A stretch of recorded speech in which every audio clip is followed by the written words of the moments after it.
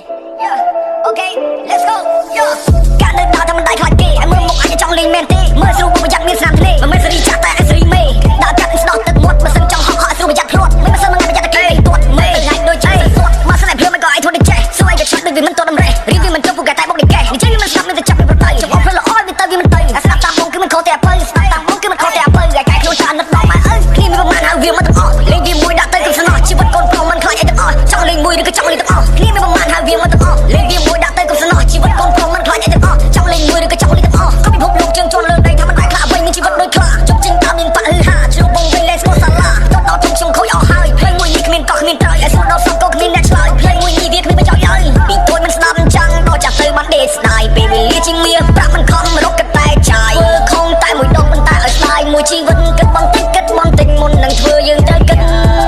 មកក្រោយក៏ព្រោះតែកូនមិនស្ដាប់បងមិនគិតសាងតែបាបឲ្យច្បាស់ជាយ៉ាប់